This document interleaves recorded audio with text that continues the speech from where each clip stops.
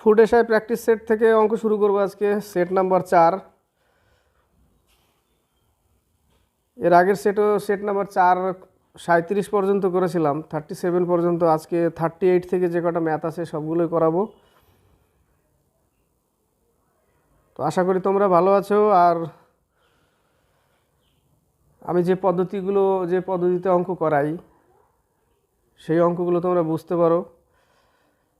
আমার এই ভিডিওগুলো যে দেখছো আমি তা বুঝতে পারছি। তো শুরু করতে যাচ্ছি 38 নম্বর। দেখো 38 নম্বর অঙ্কটা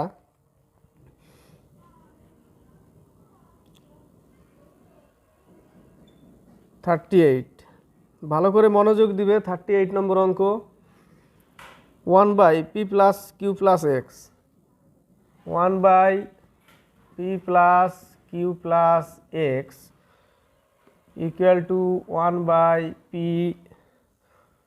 + 1/q + 1/x যদি হয় তাহলে x এর মান কত? আমাকে x এর মান বের করতে বলেছে। x এর মান বের করলে আমি কি করব? দেখো এই পাশে যে 1/x আছে ওই xটাকে এই পাশে নিয়ে আসো। তাহলে আনলে কি হবে? 1/p + q + x minus 1/x = এই অংশটুকু থাকবে 1/p + 1/q। তুমি এই জায়গাটা লসাগু করো। লসাগু করলে কি পাবো আমি? তুমি এখান থেকে x কমন নাও। x যদি কমন নাও তাহলে কি পাবে? p + q + x। এবার উপরে কি যাবে? উপরে যাবে x minus p minus q minus x উপরে যাবে। x বোঝা গেল এই পর্যন্ত?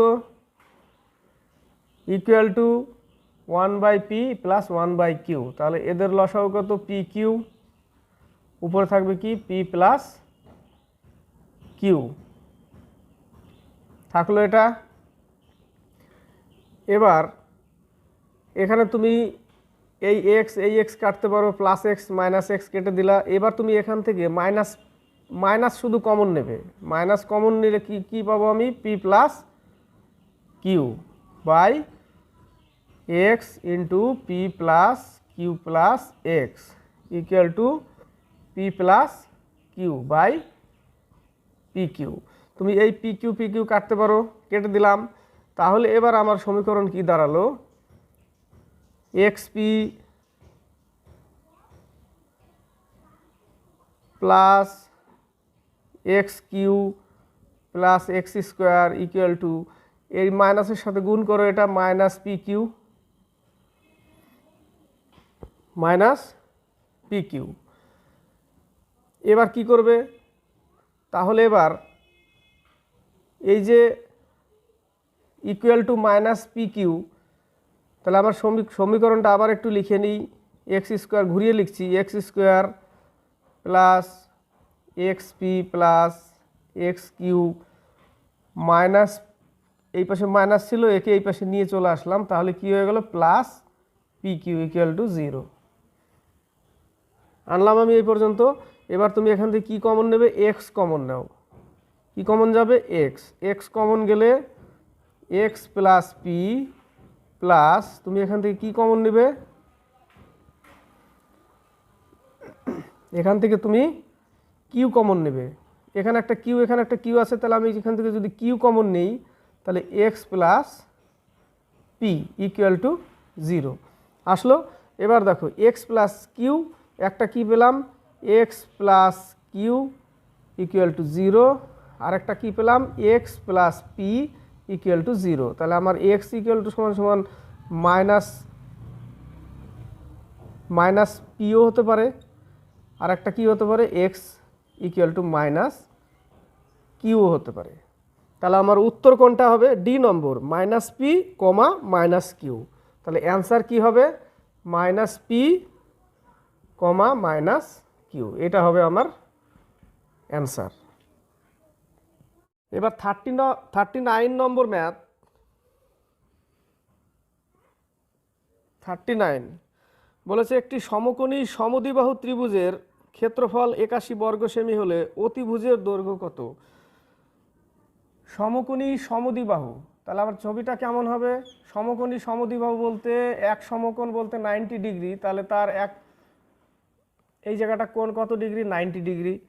সমকোণী সমদ্বিবাহু অর্থাৎ এটাও বাহু যদি এ হয় এটাও এ, আমাকে বের করতে বলেছে অতিভুজ বি।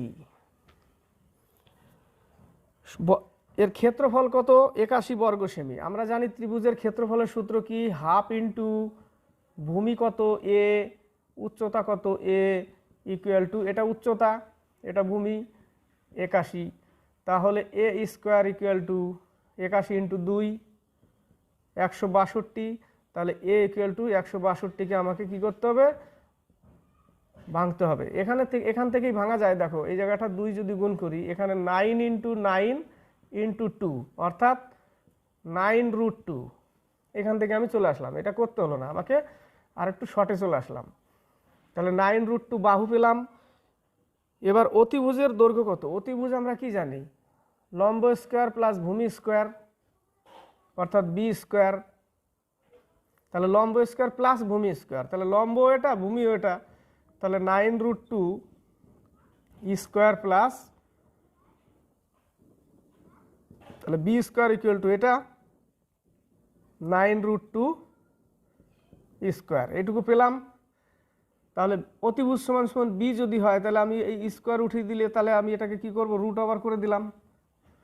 রুট ওভার করলে আমি এখান থেকে পাবো কত? 9, দুটো 9 পাবো, প্লাস একটা 2 পাবো, প্লাস এখানেও দুটো 9 ইন্টু 2, এই আকার আসলো। রুটের মধ্যে নিয়ে নাও, তাহলে পাবো কত? আমি 162 প্লাস 162, তাহলে 162 যোগ করলে কত হবে? 2 2 4, 6 দুগুণে 12, 1 324, তাহলে রুট ওভার 324 মানে 18। কত? 18 অ্যান্সার। কত অ্যান্সার? 18 সেমি। অতিভুজের দৈর্ঘ্য কত? 18 সেন্টিমিটার, উত্তর আমার। এবার 40 নম্বর ম্যাথ।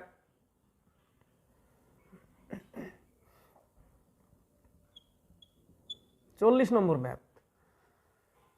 40 নম্বর ম্যাথে বলেছে দুটি চোঙের ভূমির ব্যাসার্ধের অনুপাত 3:4 এবং উচ্চতার অনুপাত 4:9 হলে আয়তনের অনুপাত কত? দেখো আমাকে আগে এর সূত্র জানতে হবে।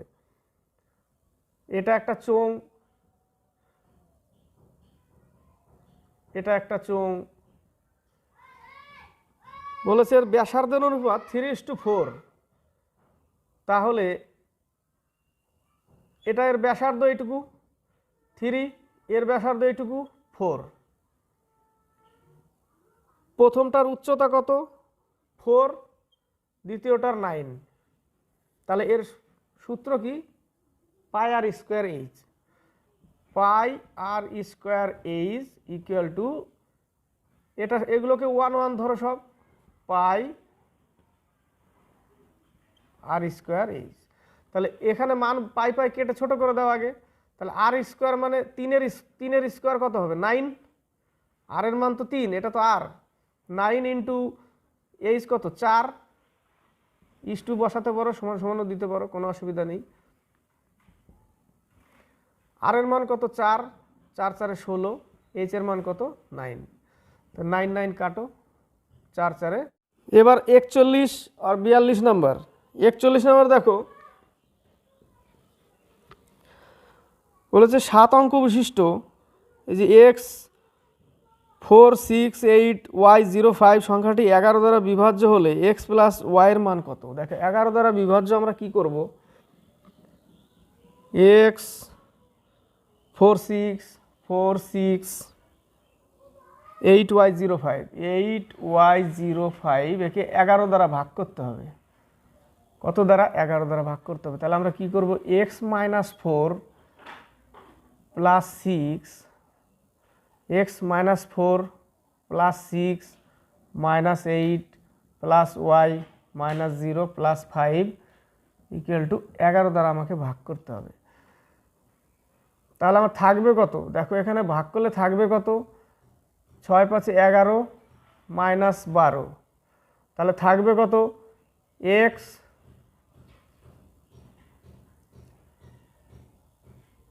পাঁচ আর 6 কত হয় 11, আর 4 আর 8 12, অর্থাৎ -12 + 11 এটাই থাকছে ইকুয়াল টু 11 প্লাস ওয়াই থাকছে এখানে প্লাস ওয়াই, -0 তো কোনো দরকার নেই, 0 মাইনাস করলে সেই একই ব্যাপার, ইকুয়াল টু 11। তাহলে এই 11টা ওই পাশে নিয়ে যাও, এই 11টা ওই পাশে যদি নিয়ে যাই আমি কি পেয়ে যাব, আমি 0 পেয়ে যাব। তাহলে এই 11 কেটেই দাও তুমি, ওই পাশে নিয়ে চলে যাই, তাহলে থাকবে কি আমার x প্লাস ওয়াই, এটা যদি নিয়ে যাই ওই পাশে চলে গেলে আমার 0 পাবো, x প্লাস ওয়াই -12, তাই না, ইকুয়াল টু 0। তাহলে x plus y equal to 12। আমার চেয়েছে কি x প্লাস ওয়াই এর মান কত, x প্লাস ওয়াই এর মান হচ্ছে আমার 12। এবার 42 নম্বর দেখো, 0.84181 উপরে পৌনঃপুনিক দেওয়া আছে, দুটো ফোঁটা, ঠিক আছে। এই টাইপের অঙ্ক আসলে কি করবে তুমি, 0.84181 পৌনঃপুনিক দেওয়া আছে, ফোঁটা দেওয়া আছে, তাহলে কি করবে, এই টোটাল সংখ্যা থেকে এই যে দুটো যে উপরে যে পৌনঃপুনিক দেওয়া আছে তার আগে কটা সংখ্যা আছে, 3টে, 8, 4, 1, তাহলে এই টোটাল সংখ্যা থেকে আগে যার উপরে পৌনঃপুনিক ফোঁটা দেওয়া নেই সেইগুলোকে বিয়োগ করতে হবে। কি করতে হবে, বিয়োগ করতে হবে। তাহলে 8, 4, 1, 8, 1, ওখান থেকে আমি কত বিয়োগ করব, এই 841 বিয়োগ করব, 841 বিয়োগ করব, বিয়োগ করলে আমি কত পাবো, এত পেলাম। কি করলাম, এই দুটোকে বাদ দিয়ে আগে যার উপরে পৌনঃপুনিক নেই সেই সংখ্যাটাকে আমি বিয়োগ করলাম টোটাল সংখ্যা থেকে, তাহলে আমি পেলাম কত, এটা। এবার এই পৌনঃপুনিকের জন্য কি করতে হবে, আমাকে দুটো 9 নিতে হবে। কি করতে হবে, নিচে নিচে কি করব, আমি দুটো 9 নিব, তার আগের যে দশমিক আছে কয় ঘর, 3 ঘর, 3টে শূন্য নিব, কয় ঘর আগে দশমিক, 3 ঘর, 3টে শূন্য নিলাম, তাহলে আমি নিচে এটা পেলাম। এবার আমার উপরে এইটুকু,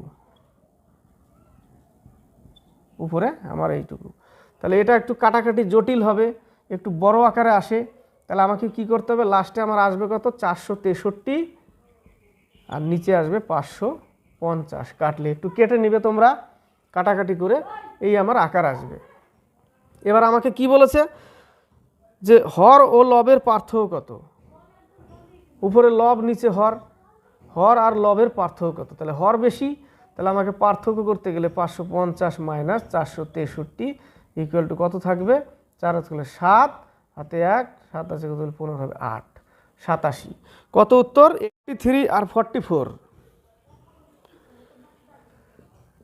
43, একটি ট্রেন একটি খুঁটিকে অতিক্রম করে 18 সেকেন্ডে এবং 210 মিটার প্ল্যাটফর্ম অতিক্রম করে 42 সেকেন্ডে, তবে ট্রেনের গতিবেগ ঘন্টায় কত। একটা ট্রেন একটা খুঁটিকে অতিক্রম করা মানে তার নিজের দৈর্ঘ্যই অতিক্রম করা, আর 210 মিটার প্ল্যাটফর্মকে অতিক্রম করতে 42 সেকেন্ড সময় নেয়। তাহলে তুমি 42 থেকে তুমি 18 মাইনাস করে দাও, কি করবে, মাইনাস করে দিবে 24 সেকেন্ড। এই 24 সেকেন্ড দিয়ে তুমি 210কে ভাগ করে দাও, কিন্তু এটা মিটার পার সেকেন্ডে বেরোবে, তাকে আমি কি করব, কিলোমিটার পার আওয়ারে করতে গেলে আমাকে 18/5 দিয়ে গুণ করতে হবে, তাই না। 4 6 24, 3 6 18, 4 5 20, 5 2 10, কাটলাম, এখানে কাটো, 4 10 40, 4 5 20, দশমিক দিয়ে কেটে দিলাম, 3 5 15, 1, 3 10 30, আর 1 31, এত কিলোমিটার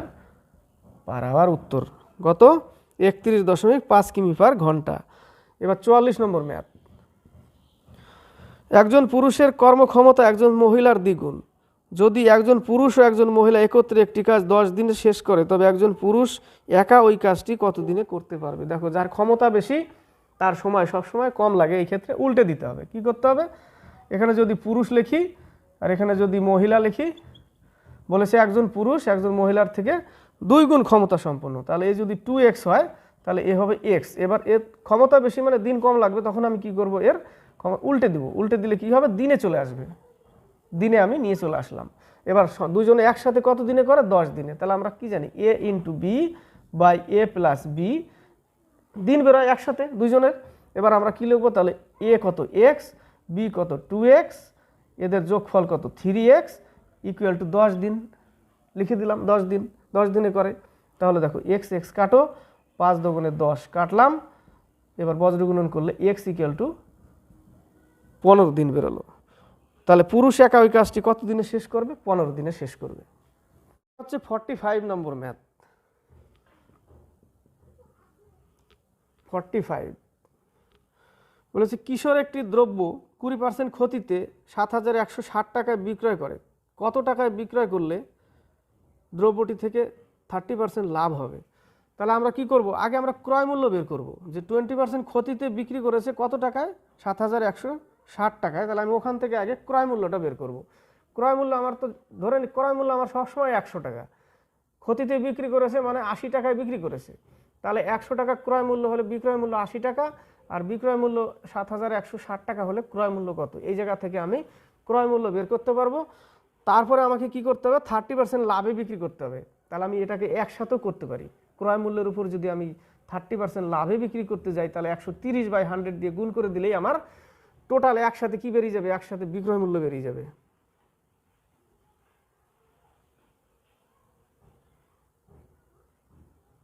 ঠিক আছে, একসাথে বিক্রয় মূল্য বেরিয়ে যাবে। তাহলে আমি এক সমীকরণেই সাজিয়ে দিলাম। তাহলে এই 100 100 কেটে দাও, 0 0 কেটে দাও। তাহলে দেখো এখানে কত দিয়ে কাটে, আগে 4 দিয়ে কাটো, 4 দুগুণে 8, 4 একে 4, 3 থাকলো 30, 4 7 28, 3 থাকলো 36, 4 9 36। এটাকে কেটে দাও, 6 দুগুণে 12, 5 দুগুণে 10 কাটলো। 179কে তুমি 65 দিয়ে গুণ করে দাও। 5 9 45, 4, 5 7 35 আর 4 39, 4 3 8, 54, 5 6 7 42 আর 5 47, 4 6 4 10।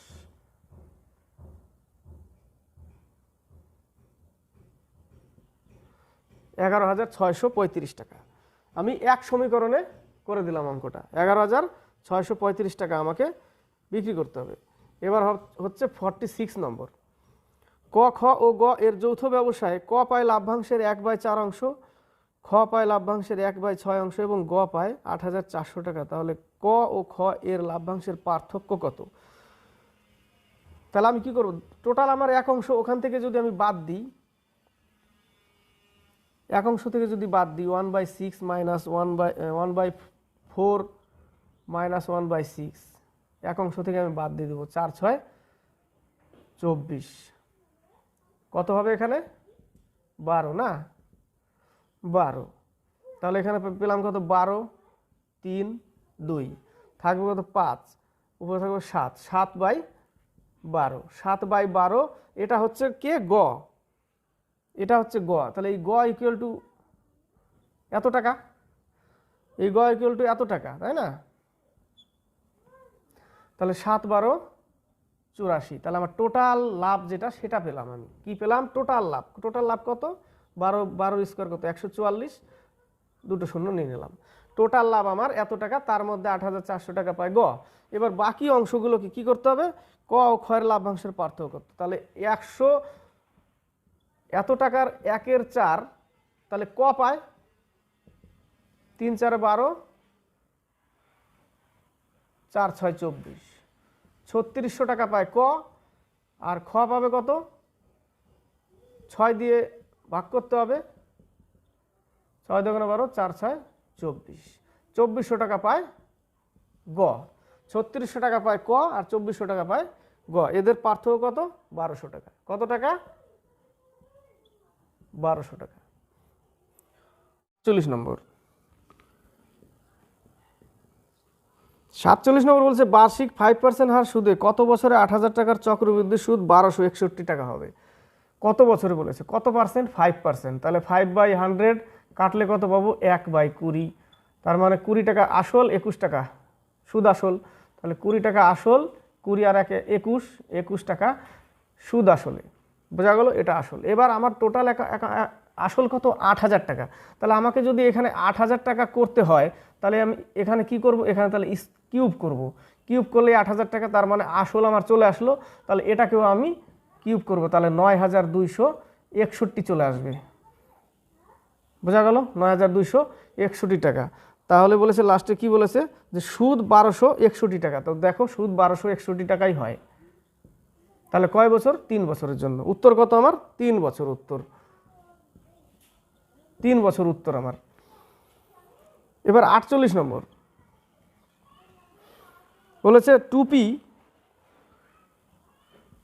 2p by p square minus 2p plus 1 equal to 1/4 হলে পি অসমান চিহ্ন 0, পি প্লাস 1/p সমান কত?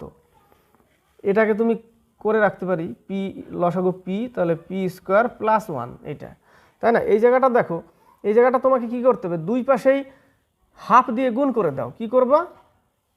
হাফ দিয়ে গুণ করো। হাফ দিয়ে গুণ করলে উপরে কত থাকবে? 2p by 2p square minus 4p plus 2 equal to 1/8। এটা থাকলো। এবার তুমি কি করবে? এবার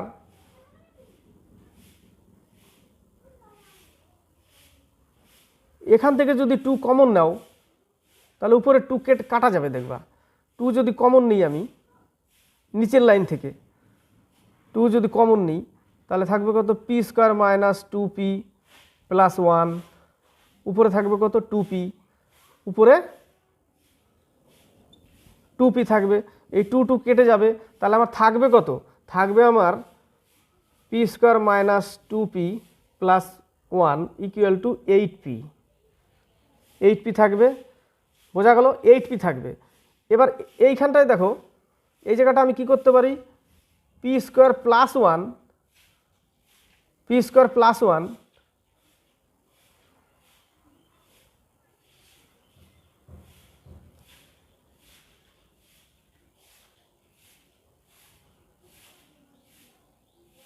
minus 2p, P square plus 1 minus 2p, এই 8টাকে এখানে রেখে দিয়ে পিটাকে যদি আমি নিচে নিয়ে চলে আসি, এই আকার আসলো।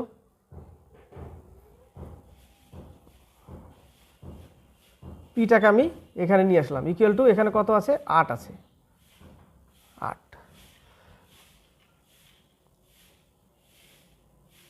তাহলে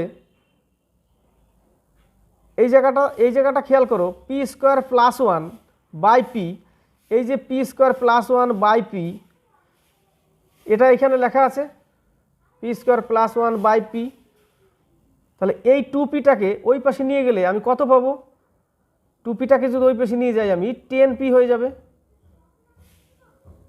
তাই না? এই যে এইখানে দেখো 2p, আর একটু মিটিয়ে দিচ্ছি ভালো করে। তাহলে P square plus 1 equal two এই 2pটাকে ওই পাশে গেলে 10p হবে, 10p। তাহলে পি স্কোয়ার প্লাস 1, এই পিটাকে তুমি নিচে নিয়ে চলে আসো, 10টাকে ওখানে রেখে দাও, তাহলে ইকুয়াল টু কত পেলাম? ইকুয়াল টু আমি 10ই পেলাম। তাহলে এটা ইকুয়াল টুই বলেছে আমার কত? তাহলে ইকুয়াল টু কত? 10। অঙ্কটা একটু ধীরে সুস্থে করতে হবে, নাহলে এদিক ওদিক করলে গন্ডগোল হবে। বোঝা গেল? উত্তর আমার 10 আসলো উত্তর। এবার 50 নম্বর বলেছে ঘড়িতে 4:40 PM এর সময় ঘন্টা ও মিনিটের কাঁটা কত ডিগ্রি কোণ তৈরি করবে? এটা সূত্র দেখো, 60 into hour minus 11 into m, m অর্থাৎ মিনিট, আওয়ার অর্থাৎ ঘন্টা, বাই 2। এই একটাই সমীকরণ। মাইনাস আসলে কোনো অসুবিধা নেই, মাইনাস থাকলেও অসুবিধা নেই, কাটাকাটি করে ভাগ করে যা উত্তর আসবে তাই। তাহলে 60 ইন্টু ঘন্টা কত 4 ঘন্টা মাইনাস 11 ইন্টু মিনিট কত 40 মিনিট বাই 2। এই পাশে কম আসবে, এই পাশে বেশি আসবে, কোনো অসুবিধা নেই। 4 6 24 মাইনাস 4 11 44 বাই 2 থাকবে কত 200 থাকবে উপরে, 200 বাই 2 কাটলে কত পাবো 100। উত্তর কত আমার 100 ডিগ্রি। এবার হচ্ছে 50 নম্বর, এটাই সূত্র, মাইনাসে আসলেও কোনো অসুবিধা নেই, উত্তর আমার ওইটাই। যদি বর্গক্ষেত্রের কর্ণ দ্বিগুণ করা হয় তবে তার ক্ষেত্রফল পূর্বের কত গুণ হবে? এটা হচ্ছে বর্গ, এর কর্ণ দ্বিগুণ করা হয়েছে, তাহলে আগে ছিল আমার এ বা এক্স, আগে ছিল আমার এক্স, এবার আমাকে দ্বিগুণ করেছে অর্থাৎ 2x করেছে, এক্স থেকে আমাকে 2x করলো। আমরা কর্ণ দিয়ে ক্ষেত্রফল নির্ণয় কীভাবে করি? কর্ণ স্কোয়ার বাই 2, বা অনেকে লেখে হাফ ইন্টু কর্ণ স্কোয়ার, কোনো অসুবিধা নেই, একই ব্যাপার, কর্ণ স্কোয়ার বাই 2। তাহলে আমরা আগে ছিল কত এটা, তাহলে এর স্কোয়ার বাই 2, এবার হয়েছে এর স্কোয়ার বাই 2, তাই না? তাহলে কত গুণ বেড়েছে? 2 2 কেটে দাও, এক্স স্কোয়ার কেটে যাবে, এখানে 1 পরে থাকবে, ওই পাশে 2 দুগুণে 4 হয়ে যাবে, 2 দুগুণে 4 হয়ে যাবে। তাহলে পূর্বের কত গুণ হবে? পূর্বের 4 গুণ হবে। কত গুণ হবে?